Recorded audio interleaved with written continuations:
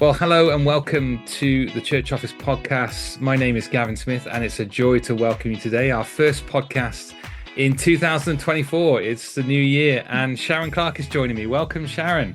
Oh, thank you very much for inviting me. It's an absolute joy to be back here again, chatting with you about all things administrative. So, thanks for the invitation. Oh, it's great. We love it. And both involved in admin and ops, both been involved for a long time. Sharon's written a brilliant book on administration, and we should cover that and promote that at the end. But I hope listeners, I hope you've had a kind of first week back to work, and I wonder what your experience has been. Ours has been interesting, hasn't it, Sharon? Well, tell me about your first week back at work. Yes. So I was just saying, I was complaining earlier today that it felt a little chilly in our auditorium, which is quite big. And somebody said that, that's because our heating system in there is not working quite properly. So, and of course, the temperature now has dropped dramatically. Yeah.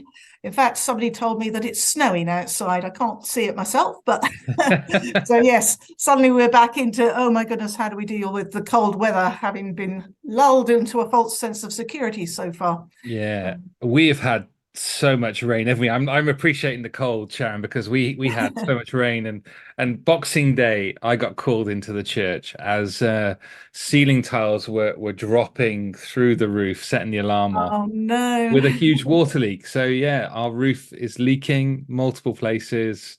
It's still raining apart from until today. So it's the first time today we've been able to get up there and have a look. And it's one of those you can't fight. It's a needle in a haystack. And we've got a flat roof, and I'm sure roofs are a real bugbear with lots of administrators. Yeah, I feel for you. Yes, it's one of those, isn't it? You walk back in the first week and you're never really sure what's going to happen. You come back to a building and it's been empty for a week, and it seems all the problems seem to just kind of happen that week. It's surprising. Indeed. You sound like you've been in a meeting today that's kind of asking lots of questions and review. What does review look like for you, Sharon? So for this particular meeting, it was to do with our Sunday mornings. We went multi-service after April of last year. Okay. We've had a few challenges along the way, mainly trying to figure out what timings work for New Life Church. We did a lot of research beforehand, asked a lot of other churches who were multi-site what was working for them, and then discovered that we're quite unique for some reason. We haven't figured that out, but what worked for other churches hasn't worked for us. So we have settled on a pattern of timings, and it's not ideal, but it's okay. But actually this meeting, we were just having a look at everything. It was almost like, we were looking at what's working really well, which is things like people feel very welcome when they come in. We've got a great welcome team. We're very friendly. And although the auditorium, we walked around it, we're like, gosh, the decor, it's blue, it's grey, it's it's not particularly warm and friendly environment-wise, but actually it doesn't feel like that on a Sunday morning. Okay. It feels very welcoming because there are people and kids and our teams all in bright green T-shirts and stuff. So so it was a review of what is going really well, and that was one of the highlights. But then we were just thinking, actually, what do we need to shake up? We've been doing this since April now. What have we started to miss on Sunday mornings? And particularly for us, it was contributions from our congregation. We've always put a lot of stock by. We want people to be prophetic. We want people to be bringing stuff. And that has kind of fallen by the wayside because we're now on a very tight timetable on a Sunday with two services. And then, just looking at some other things, how do we work with meeting house and worship team and preachers to tie it all together and to, our key goal is for people to encounter God when they come in the building, whatever age they are, to encounter God. So, so we came up with some quick wins and some also quite a few things where we're going, that would probably take 2 to 3 years to pull off. We've got to be realistic, isn't it? Because New Year brings kind of new, fresh ideas and enthusiasm, and Yeah. some of those don't always make it. Do they pass the first month? But tell me a little bit about your multi-site stuff, because I think some of our listeners will be interested in that, Sharon. How did you? Was it just literally you've run out of space, and so you're going into a second service because of the Yes. size? So before the pandemic hit, we were multi-site, Hmm. and then when we came back, obviously it was a very slow return of people to the church. We actually let go of one of the buildings we were using because we were renting it, and Okay. it just wasn't working out for us post-pandemic. And then when we were like at the point of should we go back to being multi-site again, we didn't Hmm. have the leaders. We just didn't feel that that was actually the right thing for us at that point. So we decided to go multi-service. Yeah. And it was a huge task because you still need two sets of teams for most things, although Mm. there were some saving points. So we decided we'd have the same preacher at both, the same worship team, the same Okay. production team. So there's some very practical things we were like, no, we're going to ask people to serve twice Yeah. on Sunday morning. And then there were other teams where we're like, actually, no, we can double up the teams. Mm. So huge challenge. The church did rise to the challenge Good. really, really well. The timings have proven interesting. We have discovered that we are completely different to any other church in that everybody said your later service will be the one that will be really popular. Your early Okay. service won't be. We're the exact opposite. Is that Everybody right? wants to be here at 9:15 and our 11:15 Yeah, yeah, yeah. service. We're going, oh, where is everybody? And particularly, where are the youth? We thought the youth would love a later service. Yeah. No, they're all in the first service. So, Yeah. I guess they want the rest of the day to hang out together, don't they? So, yeah, so yeah, interesting just love that. challenges. So are you doing kids work at both of those, Sharon, or are you doing it just the first one? No, we do kids at both. We Wow, have that's a youth at challenge then. both. What we're currently doing is the first 15 minutes, everybody is in the auditorium together for Yeah. work. And then the children and the youth go off to their own age Groups then. groups. And Yeah, yeah, yeah, but also we try and, particularly with the kids, that whatever's being preached on Sunday morning in the auditorium, they've got resources and we record videos yeah. for them. So it all ties together. So Yeah, the it's good. idea is that our families, whichever service they come to over Sunday lunch, could talk about what's been going on in church, and they're all talking about the same thing. So Yeah. it Yeah. largely works. Yeah. Yeah, no, I think it's great, isn't it? It's a really good model to do, and I love that. Yeah, I can imagine there's lots of families engaging at all sorts of different levels, but are on the same Yes, scripture, the same topic. So yes. it's it's As you can great. imagine, the administrative side of all of that is huge in terms Yeah, of, yeah, we decided to actually record teaching material for our two kids group yeah. ages. So I can't remember how it's split, 7, I think. So we record a 10-minute video for each of the groups so that we're not relying on our volunteers coming in trying to Come and teach. teach it. Yeah. They're coming in, facilitating, encouraging, praying, building relationship. So Yeah. Yeah, I think I've seen other multi-service churches that have had, I guess parents who can enjoy the first one and then will stick on and serve in the second one, or yes, and that's there's all what we were different kinds of encouraging. strategies, I guess, isn't there, of all Yes. those things.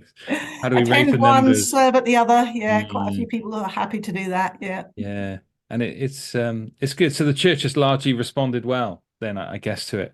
Yes, absolutely. It does seem to be working pretty well at the moment. So I think they like the flexibility of having Yeah. a choice. So Yeah. um, we do still have space issues Okay. because, yeah, we're trying to figure out how do we encourage people to move away from that earlier service.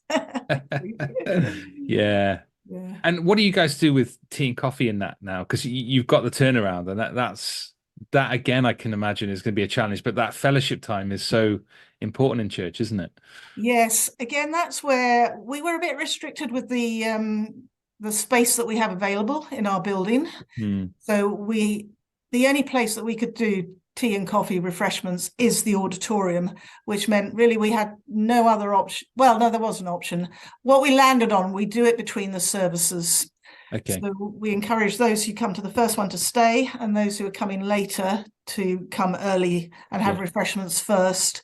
Again, it's it definitely works for those at the first service. Yeah. We're not so convinced that people are coming in for that Early community morning. time ahead of the first service.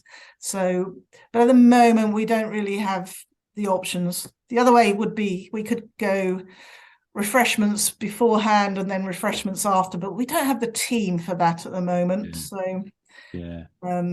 yeah, so we're making the most of it. It seems to be working all right, but It's so true, isn't it? And I love the courage, and I love the faith there, because we can, the temptation for all of us as church administrators and our operations people is to do the same thing again and to repeat things. And we found something that works, so why change it? But yeah, actually, to change something does take a little bit of courage and a bit of work, doesn't it? And I love those challenges, and I think the new year is a time to go away and really reflect and think, what could we do differently and yes, better? yeah. Um, Because actually, one of the questions we were asking in the meeting just now, asking of ourselves, was after the second service, people hang around for quite a long mm, time to chat, mm, but there's no refreshments at that point. So we're like, what's the attraction? It must just be that they want to be together. yeah, So why do we need the refreshments in the middle yeah. um, to provide that? But there was quite a strong feeling that we still needed the refreshments. And actually, we thought maybe we should actually ask people, Yeah, get some yeah, yeah, data to base our decisions on, having yeah. run this long. So, yeah. It's true. Does that change of services impact visitors or unbelievers? Sharon, do you think there's any strengths or weaknesses with that change? I think what we're seeing is visitors tend to come to the second service. Okay. Um, Also, we are still running online. Again, we're lots of questions about what we do with Mm, our online service. But we think a lot of people tune in online, get a feel of who we are, okay. and then we'll turn up and they come to the second service for some reason. I Okay. guess it's a bit later in the day. Unless they got kids, in which case there seems to be a huge attraction, yeah, The for early the earlier morning. one. But Mm, I do know that actually this Sunday just gone, my son and my two grandkids were actually turned away at the first service from being in the kids group because they were 5 minutes too late to sign in, and the group for ooh, that age was already full. So, okay. and So that's you, been an big administrative change. We've actually oh, had to enforce um, use some kind of not the ratios or something. sign-in. We've always had the Mm, sign-in working because of safeguarding, yeah. but actually to say people, if you're not here on time, we can't let you into the room. You'll Mm, have to wait for the second service and then sign in for that one and do that instead. So, yeah. which again, that was we had a bit of grumbling initially, but now people seem to have accepted that's the way we operate. Yeah. And actually, if it's up to them to decide to be on time. So, Yeah. Yeah, it comes to the later one if it's a struggle in the morning, isn't it? But yes. yeah, yeah. I mean, you get lots of fussy parents, don't you? That I mean, if you're starting 11:15 as your second one, then you're going so close to lunchtime, aren't you? And Yeah, for anybody with you sort of get under that. fives, that's not a It's popular slot. it's Yes. not a popular thing. So, are you doing any evening services then after Sharon? Because I know lots of churches do. Are you just doing two mornings and that's We're done just for the doing day? 2 mornings. Yeah. Yeah. We actually were watching another church in town who are a bit bigger than us, and they did set up a evening service, which we thought was a really good idea, and we were watching them to see how it ran. And after about 6 months, they dropped it again. So Is that right? we're like, if they couldn't pull it off, there's no way we could. but Yeah. but we're not a university town, which I think Mm, makes a huge difference. mm. So yeah. Yeah, no, we're similar. All our universities seem to have been sold up and moved on. So all the students are directed towards Cardiff rather than Newport. And yeah, we find that age group a real challenge. And one of our priorities over the last year and will continue to be is how do we transfer this gospel to the next generation? Yes. And that kind of 18s to 25s age group are really, yeah, really hard to find and really hard to engage with, I think. Yeah. What we're finding, actually, I mean, that's one of the things that we celebrate is the number of people that we have in that age group. Mm, What we find is they're really willing to serve, which is fantastic. I mm, mean, most of our welcome team are in that age group. Quite a lot of our tech team are as well. yeah. So willing to serve, but to get them to come to something where they're not serving, Okay. then yeah, they've got better things to do, which I can't Okay. quite get my head around. Yeah. Yeah. But Yeah. we That is. celebrate the fact that they're here and really involved. So Mhm. I guess maybe they just really appreciate feeling needed. Yeah. So yeah. So what are some of the rhythms for New Year for you, Sharon? Will you as a leadership team go away at some point, or does that happen later in the year? What does that normally look like? That happens later in the year. Okay. So we've changed our rhythm around quite a bit. So um, I think it's sort of March time, we'll start thinking about objectives for next year, Okay. budgets and all of that. And then the senior team go away. I think it's sort of April time to Hmm. pin it all down. And Yeah. then, then we're presenting the budget to trustees July for a Okay. September kickoff. So, Okay. Yeah, ours is slightly different. Our year end is December, so we're kind yeah, of this first few weeks back is, carnage because you're trying to tie up all of last year, make sure you yes, get all the expenses and everything in place, and then you're trying to go away with, I mean, the most up-to-date information that you can because you want to go and decide on things that where the budget just hugely affects everything. So our yes, team here, the first 2 weeks back is just such, focus and hard work to turn this around and say, right, we want to serve our leaders going on this retreat. What do they need, and how can we best inform them? And yeah, it yeah. it So is it is heavy work. we are having some preliminary conversations within teams. So I'm leading the communications team now. Mhm. There's so many things that we could shoot at Mm, over the next 12 to 18 months. And actually, we need to sit down next week and say, right, what are our priorities? mm, Because then we can start putting together plans and stuff. So I yeah, think communication in church is always the big one, isn't it? There's the yeah, sort of the everyday practical stuff that we're constantly trying to keep up to date on. But then we're trying to get a lot of our training done through the communications team in terms yeah, of resources and all sorts of yeah. different things. And it's like, yeah, what do we shoot for first? Because Mm. there's so much good stuff. Yeah. Yeah, we've moved all our training for volunteers and safeguarding stuff and all the work that we're doing kind of to equip people into roles of service, if you like, is all now done through a Moodle training site. And we've got videos that have done and people can log in and there's little kind of tests and stuff that they do to see if they've engaged with the material and policies that they need to read before they serve. And we've seen the church really engage with that. I think over 75% have engaged somehow with that. We've been quite amazed, but actually giving people the opportunity to choose when they want to come rather than coming out on a cold Wednesday night for training. And some of it's relevant, some of it's not. You've got different people with different experience and years of service. It's quite nice to do something online, and that's been one of our joys this year to see that work well. Yeah. Oh, it sounds like you're slightly ahead of us in that then. You're doing what we want to do. Yeah, it's been good, and I'm happy for you to have one of our logins and take a look at it, Sharon. And Yeah, I'd love to. That'd be we've really done great. we've recently done some training on like behavior training in kids work, and we've done signing in, checking out all those things, just trying to produce little videos. And our biggest thing from September was that we launched a new church app. So with Subsplash, a kind of Oh, okay. provider. So very much a kind of discipleship tool, a discipleship app. So all our communication runs through this now. And rather than sending an email or trying to do a Facebook post or something, we can do an app notification. And I've been so surprised at how quickly the church have just jumped on board and gone, okay, this seems to work. We love it. That's really interesting because before the pandemic, we had a Subsplash app. Okay. And we didn't get a lot of buy-in from the church, and so in the end, we got rid of it. But Mm, of course, since the pandemic, everybody's so used to being online now. yeah. Yeah. Maybe it's time to actually go Come back and back.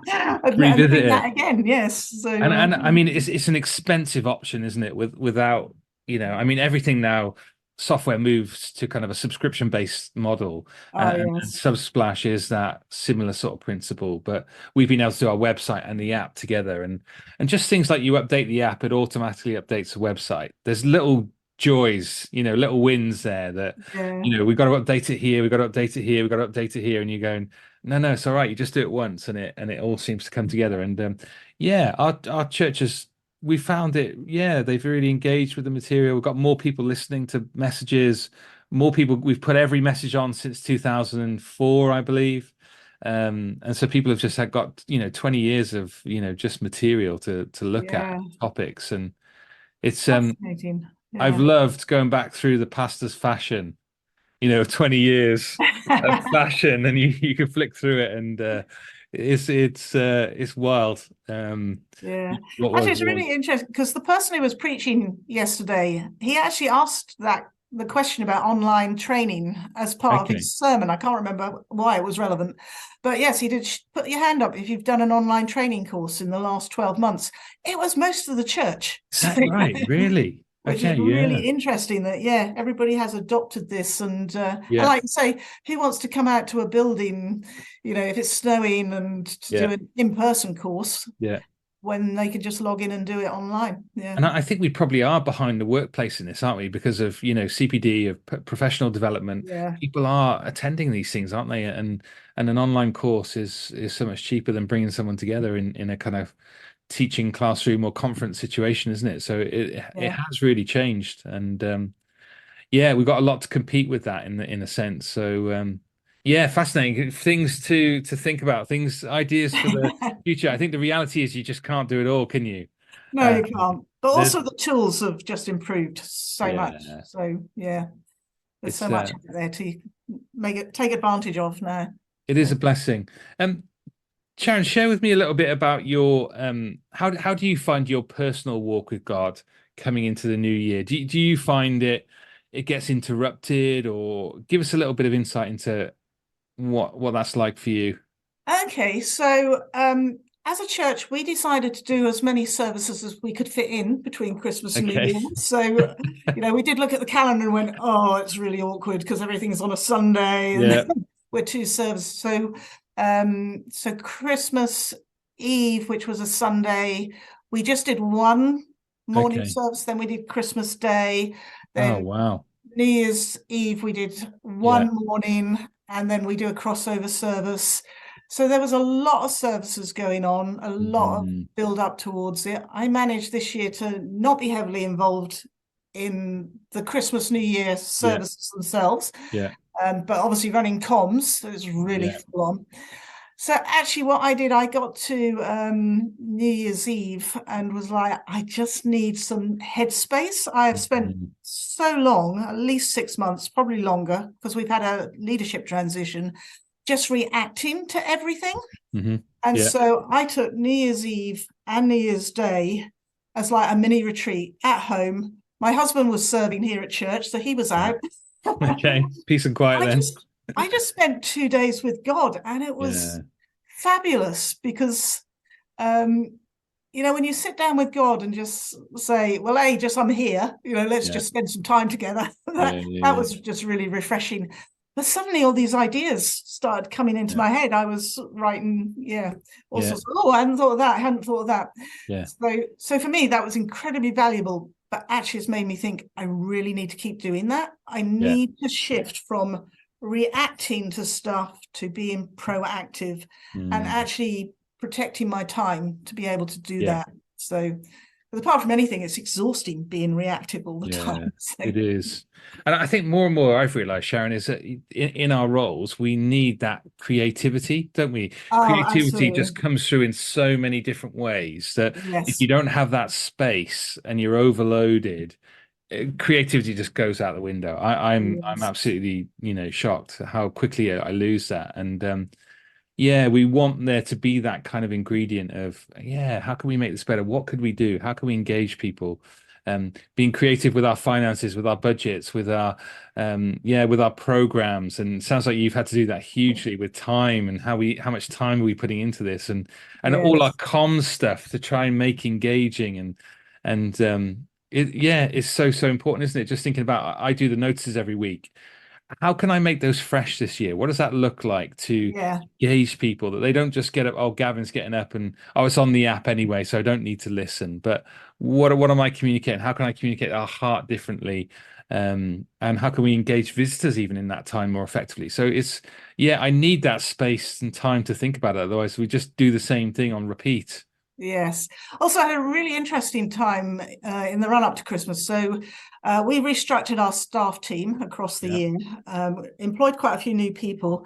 But on the back of that, we then needed to shuffle everybody around the offices. So we're Okay. putting people back into teams that they were working with rather than, I mean, it was ridiculous. I was running comms. My office was at one end of the building. My comms team were at the other. And it's good for my step count, but Yeah. Yeah. in terms of being involved with my team, it was really quite rubbish. Yeah. But what Yeah. I realized was the number of things where I was being told, oh, you can't move that desktop computer Mm. because it's used for blah blah blah, Yeah. and I'd be going, are you sure about that? And Mm. it turned out actually no, there was no good reason to not move it. Oh, you can't use this space, there isn't a radiator. Well, there was a radiator, but it was behind something else, and this just seemed to be going on all the time. Every time somebody said to me, you can't, and I said, Yeah. why? Yeah. The reasons were just legacy things that made sense maybe 2 or 3 years ago, Yeah. Yeah. but now were just nonsensical. So, which made me just, I'm suddenly a new fan of why. Yeah. Why? Yeah. Why are we doing this? Yeah, why are we Yeah. doing this? And some of it is, oh yeah, there's a really good reason. And Yeah. some of it is, no, there's a really good reason 5 years ago. Yeah. Yeah. Yeah. Yeah. But I mean, moving offices, restructuring staff, that is a big piece of work in itself, isn't it? And you've been Oh doing yeah. that during the Christmas run up and We did season. it in the run up to Christmas. It Oh was man, crazy. But on it the other was. hand, the huge benefit of we come back into the new year, everybody's Yeah. in their teams, everybody's had a break Yeah. and are refreshed. And like I say, we're all in this sort of, right, what are we doing this year? There's an air of excitement Yeah. around it because suddenly it's all in place. So it's worth the pain Yeah. of, Yeah. yeah. Yeah, I think that's right. We want there to be that sense of anticipation that God's going to do something, that faith that God's going to be working again this year, isn't it? He longs and Yes. loves to save people, and he's going to use us this year in that process. Yes. And that's exciting to look forward to, isn't it? That what are we going to be celebrating at the end of next year, at the end of the year when we're coming back again? Yeah, I love it. And yeah, grace upon grace. We need lots of help, don't we? And Oh yes, lots of grace, a good sense of humour. I mean, I yeah, did have to laugh a little bit. So my stuff from my old office got moved down to the new office, yeah. and most of it I put labels on, but I labelled the desk. It's like this desk goes, but I didn't label my chair. Oh I no. didn't label the telephone on the desk, and so then it all got moved while I was away for a couple of days. When I came in, it took me about 3 hours to find my Oh chair. no. Oh no. Because Oh I was told the team that no. moved it were like, "Oh, we didn't know what to do with the chair."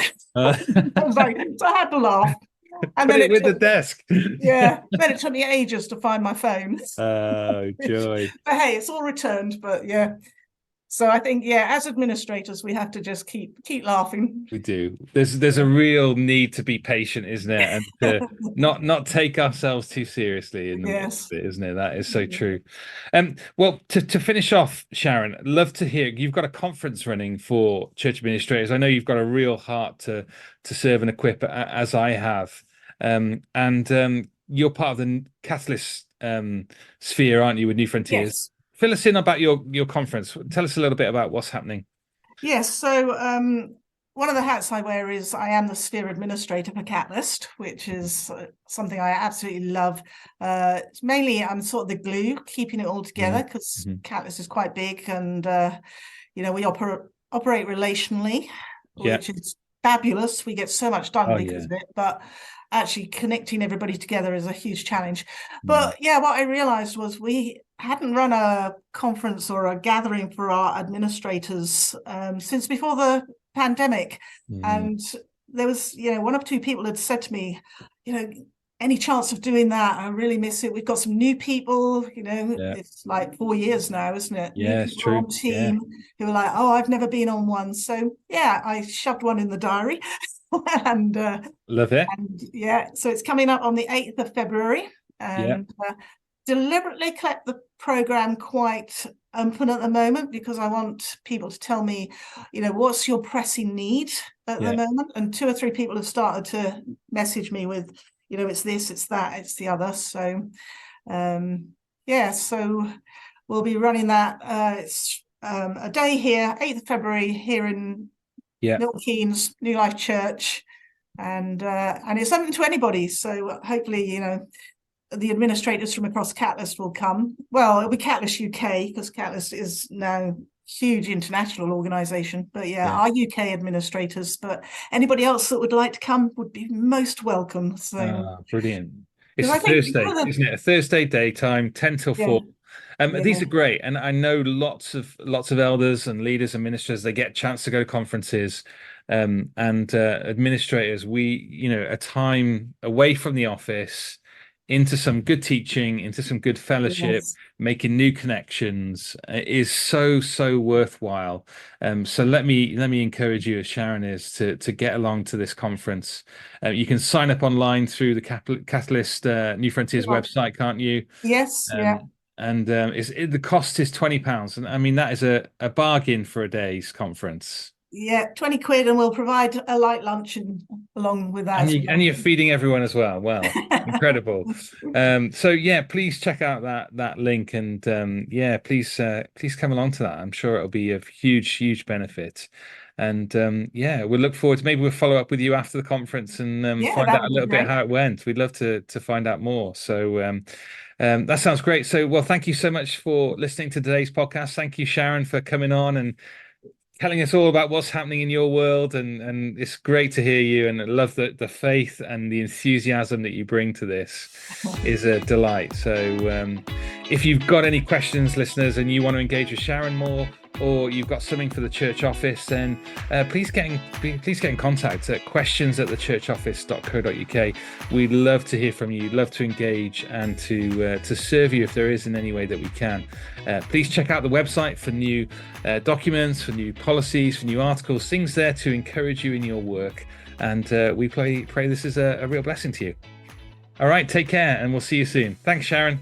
Great, thanks, Gavin. Bye-bye.